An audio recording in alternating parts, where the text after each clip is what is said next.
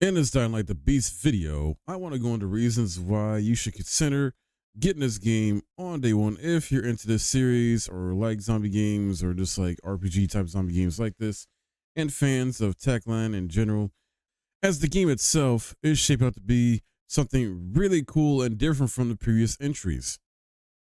Techland's upcoming survival horror title is one that seemingly takes the best of its predecessors and builds on those strengths to deliver a very solid experience featuring the return of a familiar fan favorite face. Shine Like the Beast is now a week away, and fans of Techland's survival horror RPG franchise are sure to be excited to dive into the new adventure that studio is bringing to them, with Kyle Crane returning as the protagonist, taking over from Dying Light 2 Staying Humans Aiden Caldwell. The Castle Woods are sure to bring new terrors and narrative twists to the table. If you're thinking about picking up a copy after the latest Gamescom 2025 showcase, but are on the fence about, obviously forking over your hard-earned cash, well, let's go into reasons why this might be a good fit for you with a few things you should know before you buy the game.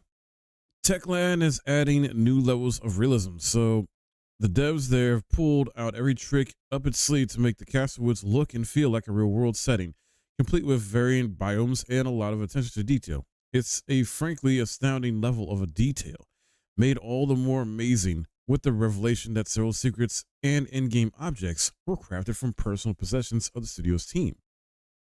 The Gamescom 2025 showcase featured a blanket that belonged to an employee's grandmother, a wholesome way to make the team beyond this gorgeous open world a part of the adventure that they crafted.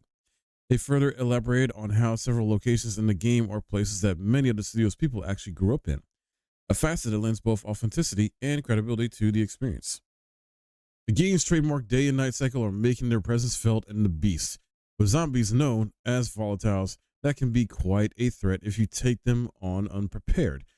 Not only are they stronger and faster than normal zombies, but they're also quite intelligent in how they deal with your presence.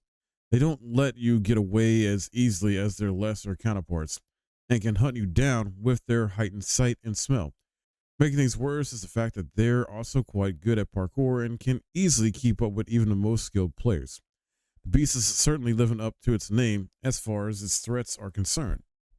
But speaking of beasts, well, Kyle's beast mode could be more than just a Hulk-esque transformation that gives him an edge in combat.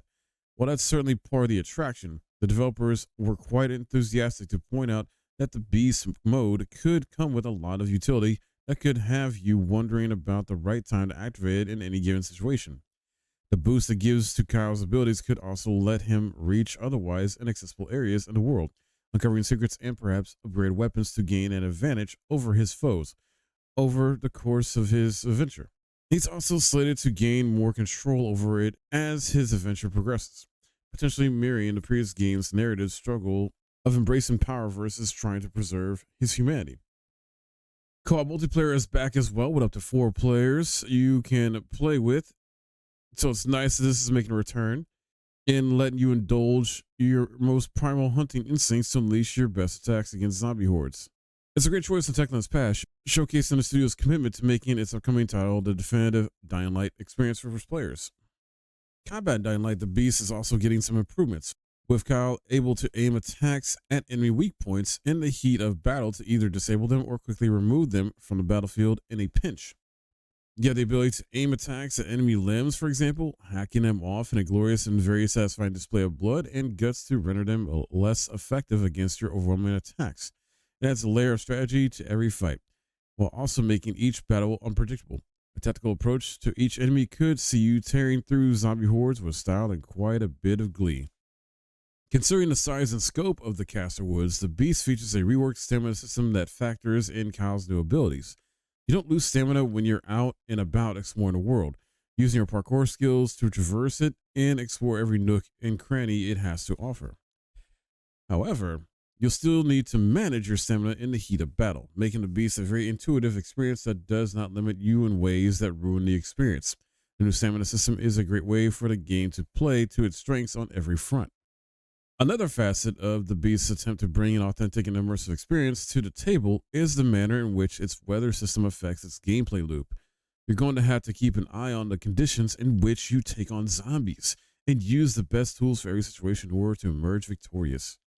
For instance, Molotov cocktails are not going to cut it when you use them in the rain. However, electric tools could be that much more potent when they are used in water. It's a great way to have players using every tool at their disposal, adding a layered nuance to combat while also making the entire experience feel that much more immersive. A Techland representative was quite enthusiastic to point out the presence of the franchise's trademark dilemmas in a conversation with IGN. Showcasing an early portion of the game, the developers elaborate on a side mission that involved Crane being tasked with identifying the reason for the water supply a group of NPCs were reliant on being cut off. With several ways to uncover the truth and several options at his disposal, it's clear that Techland's penchant for crafting impossible choices is very much a part of the experience. Those choices could very well influence the game's narrative and Kyle's eventual fate if past titles in the franchise are any indication. The Kyle Crane we embody in the Beast may not be one we're familiar with from the first game. It seems that he's had quite a rough time in the aftermath of that title and the events in Dying Light the following. Being tortured and experimented on, it seems that his character is going to be more layered and a whole lot darker than his appearance in the first game, if the trailers are any indication. The IGN interview I mentioned earlier brought another significant detail to light: the existence of more than 100 different weapons for Kyle to wield against the zombies, from your standard fair axes, wrenches, and the like, to medieval swords and a host of firearms. There are several ways to kill, maim, and otherwise seriously mess up zombies that try to obstruct Kyle's quest for revenge. I'm personally, hyped for freaking the katana, samurai swords, some good melee stuff there. Now, with great weapons comes greater threats, as the zombies you will have to face down don't just rely on their strength and numbers, with Dying Light the Beast bringing a lot of nuance to how its threats respond to your presence in the Castor Woods. Expect zombies to react to signs of your presence, such as the sound of a firearm being discharged, and to try and pursue you once they know you're in the vicinity. It's a system that could work very well with the new combat mechanics, weapon variety, and of course, beast mode, to bring a lot of attention to the exhilarating fun to your time with the game. And it is going to have PS5 Pro enhancements, so it seems that the PSSR, or the PISSR, as one, is going to be utilizing its technology to essentially enhance the game on PS5 Pro. As of right now, though, there's a lack of information of how exactly the console's prowess is going to be used to elevate the experience at the time of this video. Despite the presence of a rather large open world, it seems that the story in Dying Light the Beast could be more linear than the one on offer in Stay Human, allowing Techland to present a story that's more focused on Crane's quest for revenge, which could effectively tie the franchise's desperate narrative together. Which may be a welcome move for many people, considering that there's a lot to resolve for players who have been invested in the franchise's complex lore, while giving newcomers an adventure that they can just go ahead and enjoy from the start to finish without worrying too much about their build. The decision also fits well with the revamped gameplay loop, allowing Kyle to just go all in on his revenge-filled rampage through Castor Woods in his search for the Baron. So, I mentioned RPG stuff before, because this technically has been like an RPG zombie series.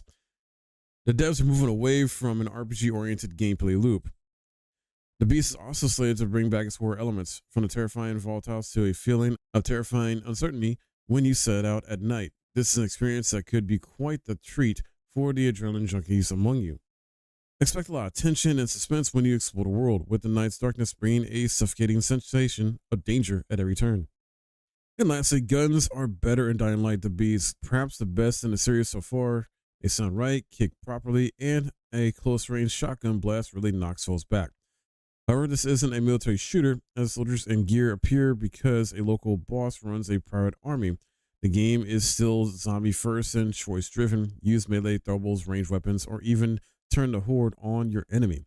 Techland insists that the improved gameplay is an upgrade, not the main focus. So there you have it, guys. And this drops on September 18th, at least according to Steam.